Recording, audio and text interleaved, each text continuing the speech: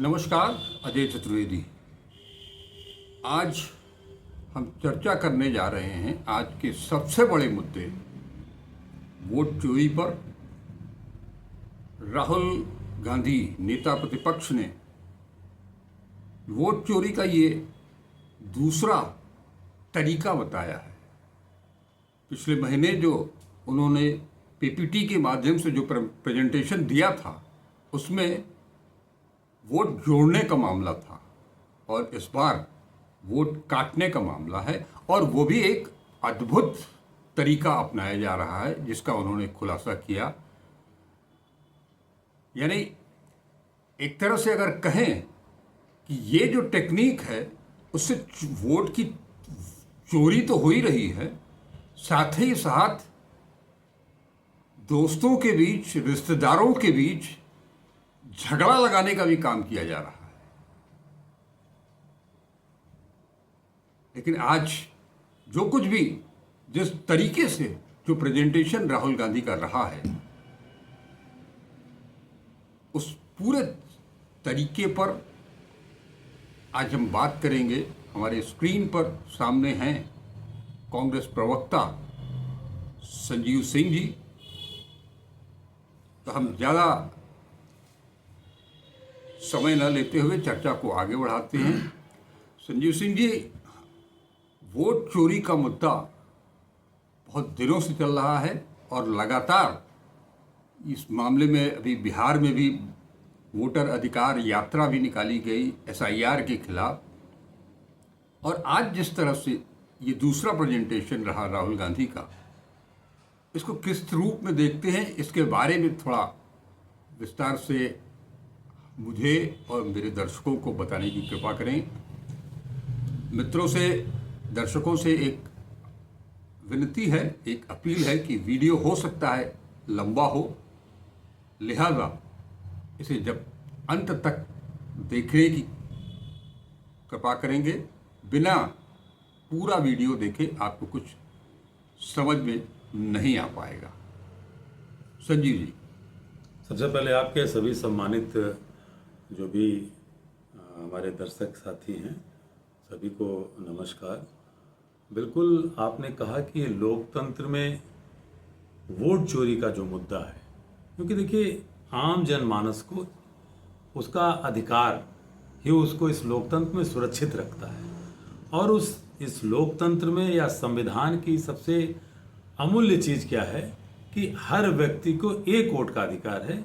वो इस देश का प्रधानमंत्री हो या किसी गांव का प्रधान हो या देश के किसी कोने का एक निर्धन व्यक्ति हो या इस देश का सबसे बड़ा पूंजीपति हो, सबको एक वोट का अधिकार है। और यही हमारी सबसे बड़ी मजबूती इस लोकतंत्र में कि आज ये सरकार इसी को छीनने पे लगी हुई है, और देश के नेता प्रतिपक्ष जननायक माननीय राहुल गांधी जी बार बार इस चीज़ को कह रहे हैं कि कई चुनाव के जो रिजल्ट आए, क्योंकि आप जैसे सम्मानित पत्रकार लगातार आप लोग भी कहते थे कि साहब ऐसी हवा नहीं है भाजपा की, ऐसी हवा मध्य प्रदेश में नहीं, ऐसी हवा हरियाणा में नहीं है, तो ये रिजल्ट ऐसे क्यों आ रहे हैं। और उसका प्रमाण आपने महाराष्ट्र में देखा कि वही इंडिया गठबंधन लोकसभा, चूंकि भाई देश के प्रधानमंत्री का चुनाव है वो एक तरह से देखा जाए, वहां इंडिया गठबंधन इतनी अच्छी तरह से लड़ा कि कहीं भी एनडीए दिखाई नहीं दिया, और 5 महीने बाद वो इंडिया गठबंधन इतना धराशायी हो जा रहा है। मतलब हमारे से जो उम्मीद लोग लगाए थे, और इसलिए कि साहब वहां पे लगभग 1 करोड़ के आसपास मतदाता बढ़ गए। जो काम एक विधानसभा से दूसरे लोकसभा तक आने में 5 सालों में 42 लाख वोट बढ़े थे, वो ठीक है, स्वाभाविक प्रक्रिया है। लेकिन उसी राज्य में लोकसभा चुनाव से 5 महीने बाद विधानसभा में लगभग 1 करोड़ मतदाता। तो ये चीजें जब सच जाहिर हुई तो राहुल जी ने जैसा कहा कि एक लंबी तैयारी, और हम सब जानते हैं कि उनकी जितनी बातें आज तक हुई हैं, नोटबंदी से, जीएसटी से, कोरोना से, वो व्यक्ति तथ्यों पे बोलता है। और जिस बात को राहुल जी आज के समय इस युग में मैं मानता हूं कि एक ऐसा नेता है, अगर उसने 15 साल भी पहले कोई बात कही है तो उस पर आज भी अड़ी है। लेकिन दूसरे जो हमारे नेता हैं, जो देश के प्रधानमंत्री हैं, उन पे चर्चा नहीं करूंगा। उनके लोग खुद आकलन करें कि क्या नरेंद्र मोदी जी जो आज के 12 साल पहले बात करते थे या मुख्यमंत्री गुजरात रहते करते थे, क्या उस पर आज भी अडिग हैं? शायद नहीं। तो राहुल जी ने इस बात को आज जब उठाया तो 7 अगस्त को पूरी हलचल थी। जिस तरह से खुलासा किया आपके कर्नाटका के बेंगलुरु सेंट्रल के एक सीट पे, जहां 32,000 से हार गए थे लोकसभा का चुनाव, और उस जगह महादेवपुरा एक विधानसभा पड़ती थी कि हम 6 विधानसभा जीतते आ रहे थे, 7वीं विधानसभा में हम 32,000 से हारते हैं, जहां 1,250 फेक वोट मिले, 5 टाइप के डिफरेंट वोट फेक मिले थे। आज यहाँ पे क्योंकि बिहार में जब आपने कहा कि राहुल गांधी जी की यात्रा चल रही थी, वोटर अधिकार यात्रा, तो उस समय उन्होंने कहा था कि हम हाइड्रोजन बम लाएंगे। लोगों को उम्मीद भी थी, और उनकी उम्मीद मैं बिल्कुल आपके दर्शकों को कहता हूं कि उम्मीद बिल्कुल बनाए रखिए। आज राहुल गांधी जी ने कहा कि हम हाइड्रोजन बम लाने के पहले फाउंडेशन दे रहे हैं। ये फाउंडेशन है। एक और एटम बम तोड़ा है, और एटम बम किस तरह से तोड़ा है कि आज कर्नाटक के आलंद में भारतीय जनता पार्टी के लोग उस पर आरोप लगा रहे, उसमें आऊंगा कि हमारी सीट हम जीत गए। ठीक है, बात जीत हार की नहीं है, बात यह है कि इस देश का चुनाव आयुक्त, सवाल उससे हो रहा है, चुनाव आयुक्त ज्ञानेश कुमार गुप्ता से बात हो रही है कि आलंद में जब वहां के एक बीएलए ने आरोप लगाया, वो लेडी ने, कि हमारे चाचा का वोट काट दिया गया, और जब चाचा का वोट काटा गया तो पता चला किसी पड़ोसी से, और वो जो पड़ोसी थे राहुल जी ने दोनों को अपने स्टेज पे लाया जब इंदिरा भवन में वो प्रेस कॉन्फ्रेंस कर रहे थे आप जैसे पत्रकार साथियों के सामने, तो उन्होंने सूर्यकांत जी थे, उन्होंने कहा मुझे मालूम ही नहीं। ऐसे ही एक महिला है जो जिनका वीडियो उम्रदराज, वो महिला है, उस महिला के नाम पे 12 लोगों का वोट काट दिया गया। तो ये जो नई टेक्नोलॉजी है, और जो वोट काटे जा रहे हैं, वोट काटने वाला व्यक्ति वो दूसरे राज्य से हो रही प्रक्रिया है, नंबर दूसरे राज्य का है। इसमें एक चीज जरूर कहूंगा कि चुनाव आयोग ने वो चीजें नहीं पूरी की हैं, क्योंकि कर्नाटक राज्य के सीआईडी ने 18 महीने में 18 पत्र लिखे, और उन पत्रों को लिखने के पहले उसने मांगा है चुनाव आयोग से कि आईपी एड्रेस दीजिए, हमें डिवाइस पोर्ट दीजिए, ओटीपी वगैरह, ये पूरे मतलब डेटाज वगैरह के साथ दीजिए। छेड़छाड़ कहाँ से हो रही है? अब इसका थोड़ा खुलासा आपके दर्शकों के सामने और कर दूं कि मान लीजिए आप अजय उपाध्याय जी हैं ही हैं, मानना क्या है, और आपके बगल में कोई पड़ोसी हो, मिस्टर XYZ हो, उनका नाम लगा करके आपका वोट काटा जा रहा है, और आपके घर के किसी बच्चे को मालूम चला, आप उनसे भाई झगड़ा हो जाएगा। बिल्कुल। तो आपने जैसा कहा झगड़ा लगा, तो उन्होंने कहा भैया मुझे मालूम ही नहीं है, और वो व्यक्ति इस चीज से जो मैंने भी बात की वो इंटरनेट की दुनिया से ही दूर है, लेकिन उस व्यक्ति का नाम जोड़ करके फॉर्म 7 होता है। फॉर्म 6 नए वोटरों को जोड़ने की प्रक्रिया होती है, जो राहुल जी ने पिछली बार खुलासा किया कि फर्स्ट टाइम वोटर कोई होता है। राहुल गांधी जी के पिता पूर्व प्रधानमंत्री राजीव गांधी जी की देन थी कि 18 साल वोटर का उन्होंने उम्र कर दिया था। तो फर्स्ट टाइम वोटर क्या होगा, तो या तो 18 साल का होगा, या बहुत होगा 1-2 साल 3 साल आगे होगा।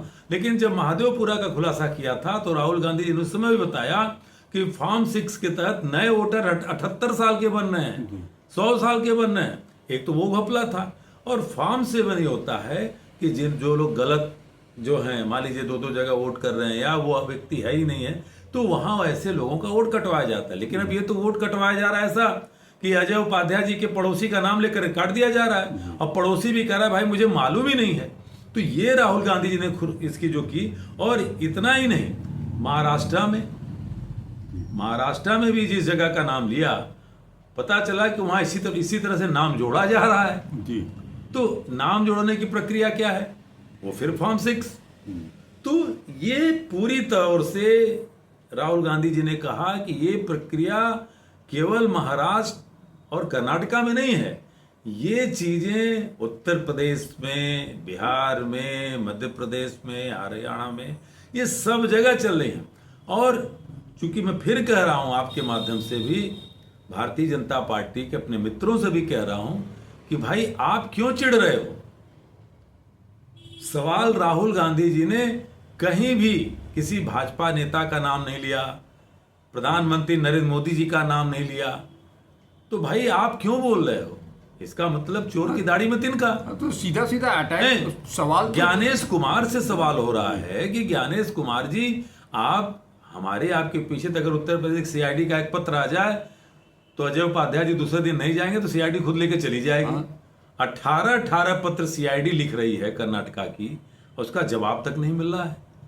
दूसरी चीज, वो सारे लोग, पहले होता कि साहब आप गलत बोल रहे हैं, उन लोगों को ला के रख दिया, उस बीएलओ को रख दिया जिस व्यक्ति का नाम लेकर के सम प्रकाश, जयप्रकाश, समथिंग जो भी उनके नाम से यूज किया गया, वो भी कह रहे मुझे मालूम नहीं, उन्होंने कन्नड़ा में बोला, उसका फिर ट्रांसलेट करके उस लेडी का भी वीडियो चला जो ओल्ड एज लेडी है, उनका मुझे मालूम ही नहीं है, मैं 12 लोगों का नाम क्यों कटवाऊंगी। ये चीजें राहुल गांधी जी ने कहा कि वहां चल रही हैं जहां कांग्रेस के वोटर समर्थित ज्यादा थे। 10 में से 8 बूथ पे ऐसी हरकतें चली आनंद में जहां पे 6000 से ज्यादा वोटों को काटा गया है जी। तो ये जो नया सिस्टम इजाद किया है ज्ञानेश गुप्ता जी, देश का हर नागरिक जानना चाहता है कि ये कौन लोग हैं जिसकी सीआईडी कर्नाटका मांग रही है, जांच करने को मांग रही है। ये कौन लोग हैं, किसके इशारे पे कर रहे हैं।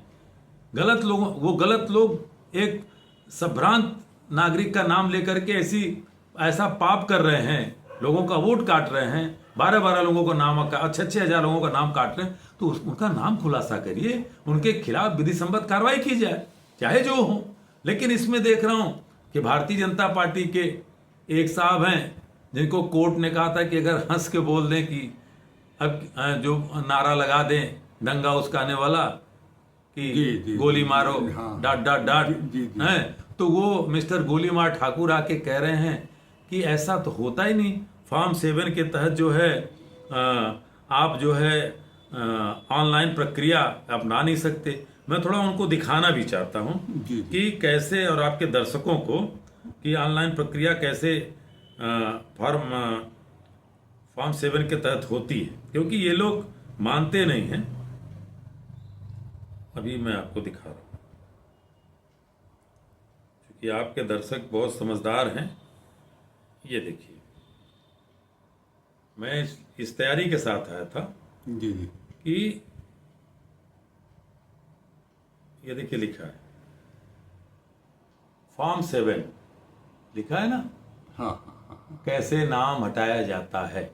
अब देखिए, यो कह रहे हैं मिस्टर अनुराग गोलीमार ठाकुर कह रहे हैं कि आप ऑनलाइन नहीं हटा सकते। ऑनलाइन भी होता है साहब, ये देखिए लिखा है फॉर्म 7 फॉर्म बीएलओ ईआरओ कार्यालय द्वारा या ऑनलाइन एनबीएसपी पोर्टल पर बनकर। ये देखिए, इसको देख लें, हमारे भाजपा के मित्र भी, इसको मैं दे भी दूंगा, आप लगा भी दीजिएगा। जी जी जी। ये कहना मिस्टर गोलीमार ठाकुर आपका गलत है, क्योंकि ऑनलाइन रिजेक्शन आप जब करते हैं तो आपको एक एविडेंस देना पड़ता है, और उस एविडेंस की जांच आपका जो वहां पे बीएलओ होता है वो कर सकता है, नहीं भी कर सकता है, और उसकी संपुष्टि या उसको as it is okay ERO भी कर सकता है सीधे, जैसे आपने ऑनलाइन कर दिया। तो ये प्रक्रिया हो रही है। तो पहली बात कि मिस्टर अनुराग गोलीमार ठाकुर अपने शब्दों को वापस लीजिए। हिंदुस्तान के लोगों को ठगने का काम 12 साल से हो चुका, मत करिए। ऑनलाइन भी प्रक्रिया होती है, ये न हो तो ज्ञानेश गुप्ता जी से पूछ लीजिए जो आपके सगे हैं, क्योंकि पहली बार तो आपने एफिडेविट नहीं दिया, राहुल गांधी जी से आप एफिडेविट मांग के बात कर रहे थे, और आप लगातार कन्नौज की, वायनाड की, अब और उसके बाद रायबरेली की पिछली बार आपने इसी तरह जब राहुल जी ने 7 अगस्त को किया तो आप तुरंत मुंह उठाए चले आए। आप एफिडेविट कब दोगे? राहुल जी तो नहीं देंगे, बिल्कुल नहीं देना है। नहीं, राहुल जी क्यों देंगे? नहीं देना। हमने आरोप लगाया और दो प्रमुख चुनाव आयुक्तों ने कहा कि करते ही नहीं, और जिस नियम के तहत वो बतावें ज्ञानेश कुमार जी, तो आप कब दोगे? क्योंकि आज फिर मिस्टर गोलीमार ठाकुर ने कहा कि वो भाग गए। भागने वाले शख्स का नाम राहुल गांधी नहीं है। भागे कौन है, सरेंडर कौन किए हैं, पूरा देश देख रहा है। आजादी के पहले भी और अभी भी 42 बार सरेंडर कौन किया मालूम है। तो ये मत बताना। तो इसलिए मैं आपके दर्शकों को कहना चाहता हूं कि जिस तरह का खुलासा, क्योंकि ये बहुत बड़ी चोरी हो रही है, चोरी नहीं, पूरी तरह से लोकतंत्र को लूटने की। और छोटे में आपको बता दूं कि जो मॉडल अपनाया जा रहा है, ये तो साहब कल वाराणसी में चुनाव हो सकता है ऐसा हुआ हो, तो मालूम चल जाए कि यहाँ पे एनडीए का वोट नहीं है, तो किसी दूसरे पड़ोसी का नाम लेके आपसे झगड़ा भी लगाया जाए और वो दुहाई देता रह जाए और उसका नाम लगा करके पूरे एक मोहल्ले का, पूरे एक वार्ड का, पूरे एक बूथ का वोट, और उसमें आपने एक चीज और देखा कि जो सिस्टम इजाद किया गया है, ए से जो पहला नाम है हाँ, वही हटाया जा रहा है। जी, कई पेजेस राहुल गांधी जी ने दिखाया। तो ये सारी चीजें मैं तो रिक्वेस्ट कर रहा हूं कि नेता प्रतिपक्ष ने बगैर अपने प्रतिपक्षी दल के नेता या दल का नाम लिए कहा कि इस लोकतंत्र की खूबसूरती, मजबूती, ये संविधान की मजबूती, खूबसूरती ज्ञानेश गुप्ता जी तभी रहेगी जब आप सहयोग करोगे। बिल्कुल। आप बताओ ना सीआईडी कर्नाटका को कि कौन लोग हैं, यही तो पूछा गया। अगर नहीं बताते हैं तो ये मान लिया जाएगा कि ये बाकायदे ये संरक्षण दे रहे हैं वो। भाई एक हफ्ते का समय माननीय राहुल गांधी जी ने कहा कि चुनाव आयुक्त महोदय को दिया जा रहा है, और नहीं तो मान लेगा कि देश का जनमानस कि भाई संलिप्तता है इस तरह की चीजें करने की। और ये तो केवल महाराष्ट्र कर्नाटक का एक नजीर प्रस्तुत किया। जी, हम आप बैठे हैं, किस राज्य में चुनाव होने वाला है, हो सकता है वह प्रक्रियाएं चल रही हो, बिल्कुल बिल्कुल बिल्कुल। आपका पड़ोसी बन करके कोई काट रहा हो और पड़ोसी झगड़ा लगाने का काम चल रहा हो, और पड़ोसी का, क्योंकि ये वही लोग हैं सांप्रदायिक दंगे किस तरह से कराते हैं, ये वही लोग हैं जो गणेश जी को दूध पिला देंगे, ये वही लोग हैं जो मोबाइल की टार जला करके कहेंगे कोरोना दूर हो जाता है, ये वही लोग हैं जो थाली पिटवा देंगे, ये वही लोग हैं तो आपके पड़ोसी से दंगा भी करा देंगे। बिल्कुल नहीं, ये बात तो सही है कि अब एक चीज और हंसी भी आ रही थी जब वो बता रहे थे, एक शख्स भोर में 4 बजे उठ करके वो नंबर वो नाम डिलीट करता है, उसके बाद वो भी चंद सेकंडों में हाँ, और उसके बाद सो जाता है। तो ये क्या है भाई? और अभी एक जन कह रहे हैं गोलीमार ठाकुर की ऑनलाइन, अरे भाई ऑनलाइन में मिस्टर गोलीमार ठाकुर टाइमिंग भी आती है, पता कर लो थोड़ा आप। मैंने तो उस पोर्टल को भी दिखा दिया। जी नहीं, ये पूरा सिस्टम जिस तरह से हाईजैक कर लिया गया है, और जो जिस तरह से अब तो ये भी एक सवाल उठ रहा है कि देश भर में जो सेंटर्स खोले गए, कॉल सेंटर्स जो खोले गए, वो नागरिकों की मदद के लिए नहीं खोले गए, बल्कि जो है वो चुनाव को हाईजैक करने और वोट चोरी के लिए खोले गए। बिल्कुल बिल्कुल, ये तो भूमिका उनकी संदिग्ध है। आज तो राहुल गांधी जी ने नाम भी लिया कि ऐसे तमाम कॉल सेंटर्स सारी जगह मतलब चर्चा हुई है। तो ऐसा नहीं है कि मतलब एक पूरा इनका एक इकोसिस्टम बना हुआ है जिसके तहत ऐसे फर्जी फ्रॉड लोग लगे हुए हैं। और चुनाव आयुक्त महोदय अगर इस देश के लोगों का मताधिकार सुरक्षित रखना चाहते हैं तो इस प्रक्रिया में उनको आगे आना चाहिए, इसको रोकने का प्रयास करना चाहिए, क्योंकि विपक्षी दल आपके साथ खड़ा है और 1 हफ्ते का समय दिया है। और हम 1 हफ्ते इंतजार करेंगे, राहुल गांधी जी ने भी कहा, अन्यथा देश का जनमानस मान लेगा कि जो चीजें आज राहुल गांधी जी कर रहे हैं वो पूरे देश में चलाई जा रही है, जोरों शोरों से चलाई जा रही हैं। नहीं, आज तो बात उन्हीं की बातों को उन्हीं के ऊपर थोपने का काम किया है। जैसे पिछले बार उन्होंने प्रेस कॉन्फ्रेंस करके कहा था कि 1 हफ्ते में एफिडेविट दें, अन्यथा जो है वो इसको मान लिया जाएगा कि ये मैं तो उम्मीद करता हूं कि ज्ञानेश गुप्ता जी से पिछली बार प्रेस वार्ता किए थे, आना चाहिए विद इन वीक आकर के फिर बताएंगे वो सारी देश की जनता को। पिछली बार भी उन्होंने राहुल गांधी के किसी भी सवाल का जवाब नहीं दिया था, वहां मौजूद किसी भी पत्रकार का जवाब नहीं दिया था, और इस बार लगता नहीं है कि वो प्रेस कॉन्फ्रेंस करने के लिए वापस आएंगे। मैंने कहा शुरू में कि माननीय राहुल गांधी जी जब से विपक्ष की राजनीति में जिन भी मुद्दों को उठाया है, आरोप जैसा सब तो मान लीजिए गढ़ा जाता है, देश हित में उठाया है, जनहित में उठाया है, और सत्ता ने उसको आरोप समझा है तो आरोप ही सही, तो गलत कहाँ रहा है? कभी नहीं रहा। और पिछली जो 7 अगस्त को एक शानदार पीपीटी की, उसका जवाब भी ज्ञानेश गुप्ता जी ने नहीं दिया। हाँ, वही तो कह रहा हूं, जिसकी उम्मीद थी। तो हम तो ये मान के चलते कि अब जो नई एक सिस्टम इजाद किया गया है, कौन लोग हैं, कौन लोग इसके पीछे हैं, होना चाहिए। और सीआईडी कर्नाटका ने 18 पत्र मांगा, उसमें भी उपयुक्त जवाब नहीं दिया आपने। तो अब तो ज्ञानेश गुप्ता जी सामने आवे, और अन्यथा देश जान चुका है कि ज्ञानेश गुप्ता जी के भी पीछे कौन है अगर नहीं आते हैं तो। जी, ठीक बात है। एक चीज़ और पूछना चाहूँगा कि जैसे राहुल गांधी जी ने भी से भी ये सवाल किया गया था 7 दिन के बाद। राहुल जी ने तो ये बताया कि उसके बाद जनता मान लेगी कि वो गड़बड़ी है। कोई स्ट्रेटजी है कि क्या कोर्ट स्वतः संज्ञान लेकर के इस पर कुछ कार्रवाई कर सकता है? आप तो कानून के विद्यार्थी भी रहे हैं। देखिए, कोर्ट को जो कि नेशनल इंटरेस्ट में चीज़ें आ रही हैं जी, और कोर्ट भी वेट एंड वॉच की भूमिका में है, क्योंकि राहुल जी ने आज खुद कहा कि हम एक फाउंडेशन कर रहे हैं। हाँ, और ऐसी चीज़ें अभी बहुत सी हैं। एक सम्मानित पत्रकार ने पूछा, सीधे नाम लेकर के पूछा, मैं आपके सामने कर चुके पत्रकार, उन्होंने कहा कि मोदी और अमित शाह हैं क्या? तो राहुल जी ने कहा कि वेट करिए, वो भी सबूत मेरे पास है। तो इसका मतलब एक बहुत बड़ा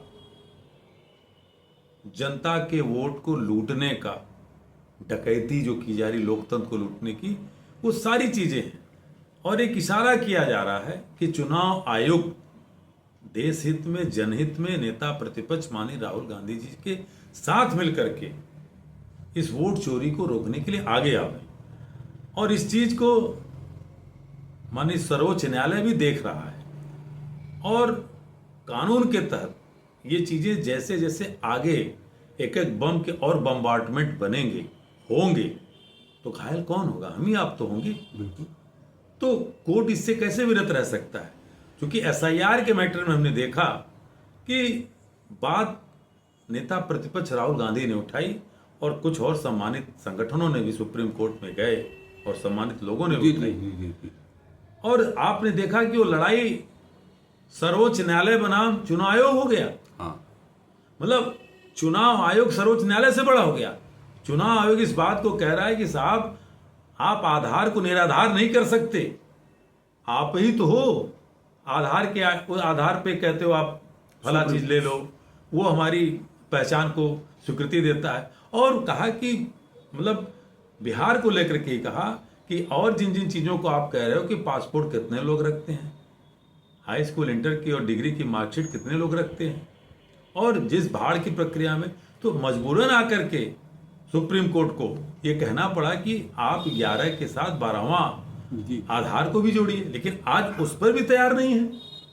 तो आखिर करना क्या चाहते हैं भाई? जो ये चीजें इग्नोर कर रहे हैं, ऐसे तो मुझे लगता है कि एक लंबी प्रक्रिया है। और अगर ये चीज पूरे देश में चलेगी तो मैं दावे के साथ कह रहा हूं कि कम से कम 15 से 20 करोड़ लोगों के वोट अधिकार छीन लेंगे। लेकिन ये देश में 15 से 20 करोड़ के नाम उनके जो वोट अधिकार हैं उसको छीन लेंगे।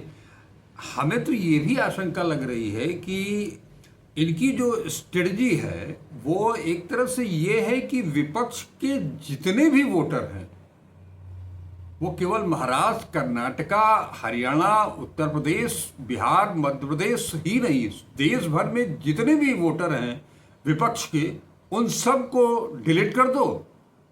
क्योंकि अब उसके बाद जो है वो उनके पास विपक्ष कहीं रह ही न जाए। इस स्थिति में इसकी एक क्रोनोलॉजी को भी आप समझिए, आपके दर्शक भी समझे। देखिए, जहां पे मल्टी पार्टी सिस्टम है जी, आप इस चीज को समझिए, वहां भी चोरी हो रही है। जैसे उत्तर प्रदेश में तमाम क्षेत्रीय दल हैं, हाँ, बिहार में क्षेत्रीय दल और नेशनल राष्ट्रीय पार्टियां भी लड़ती हैं।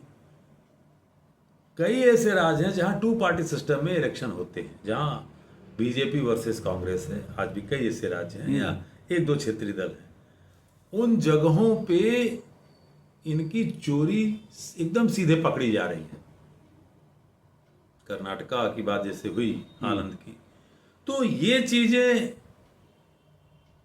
उत्तर प्रदेश में भी चल रही हैं, जी, ये चीजें बिहार में भी चल रही हैं, ये चीजें झारखंड में भी चल रही हैं। सरकार जो हमारे प्रतिपक्षी साथी कहते हैं कि साहब आप वहां जीते हो, आनंद के सिर्फ हम जीते हैं, ऐसी बात नहीं है। बात जीत की नहीं है, बात यह है कि जो 6000 वोट मिस्टर ए के नाम लेकर के काटा गया और मिस्टर ए मंच पे आके कह रहे मुझे मालूम नहीं। हाँ। तो कौन लोग हैं ये भाई? वो हमारी हार जीत की चिंता छोड़ दीजिए, और हराया भी तो जा रहा है हाँ। इसी सब साधनों का मतलब ये जो है प्रयोग करके। भाई हम हारे नहीं क्या? बेंगलुरु सेंट्रल सीट हम हार गए। तो ऐसे कई जगहों पे हम उत्तर प्रदेश में बांसगांव हार गए 31 वोट से। जी। हारे कि नहीं हारे? और वो हराया गया। तो ऐसी कई जगह हैं जहां बहुत मार्जिन से चीजें की गई। बनारस में शहर दक्षिणी में बिल्कुल का जो विधानसभा का चुनाव था, एकाएक जो है भाजपा के उम्मीदवार जो विजेता घोषित कर दिया गया। कोई 21वें राउंड तक आगे चल रहा हो और उसके बाद तुरंत आधे घंटे में रिजल्ट आता है कि साहब सर जो है दक्षिणी फला जीत गए और जो है वो समाजवादी पार्टी का उम्मीदवार हार गया। ठीक बात कहते हैं। तो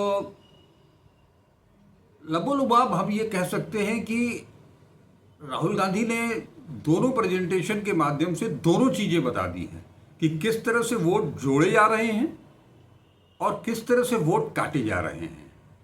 जहां जिन इलाकों में बीजेपी के नाम लेकर के कहना ही पड़ेगा, बीजेपी के वोटरों की संख्या, उनको लगता है कि हमारी संख्या कम है, हमारा बहुमत यहाँ नहीं है, तो वहाँ वोट जोड़ दिए जा रहे हैं। जहाँ ये लग रहा है कि विपक्ष के लोगों के वोट ज़्यादा हैं, तो वहाँ उनको काट दिया जा रहा है। और ये हो केवल विपक्ष के साथ हो रहा है, कांग्रेस के साथ हो रहा है। एक चीज इस चर्चा को अब यहीं विराम देने की कोशिश करेंगे इस एक वाक्य के साथ कि अब हर व्यक्ति को, हर वोटर को बहुत सतर्क रहने की ज़रूरत है। कारण ये है कि ये जो नया सिस्टम आया है, मैंने वीडियो के शुरुआत में ही कहा था कि वो आपस में अभी तक जाति के नाम पर, धर्म के नाम पर, संप्रदाय के नाम पर बंटवारा किया जा रहा था, लड़ाया जा रहा था, लड़ाने की कोशिश की जा रही थी। वो कोशिश अब वोट चोरी के माध्यम से भी की जा रही है। भाई भाई के बीच में झगड़ा हो सकता है, रिश्तेदारों के बीच में झगड़ा हो सकता है, दोस्तों के बीच में झगड़ा हो सकता है। लिहाजा आप सबको खुद बहुत सतर्क रहने की ज़रूरत है। हम तो ये भी कहेंगे कि बीएलओ मिले या न मिले, आप खुद उनको खोज करके, उनसे संपर्क करके हर कुछ दिनों पर ये जांच करते रहें कि कहीं आपका नाम वोटर लिस्ट से हटा तो नहीं दिया गया है। इसके साथ ही इस वीडियो को हम यही विराम देते हैं। आप सभी दर्शकों को इस अपील के साथ कि वीडियो को पूरा आपने देखा होगा, लाइक करें और ज़्यादा से ज़्यादा लोगों तक इसको पहुंचाने की कोशिश करें ताकि लोग समझ सके कि वोट चोरी हो रही है और किस तरह से हो रही है। नमस्कार, अजय चतुर्वेदी। बात कर लें।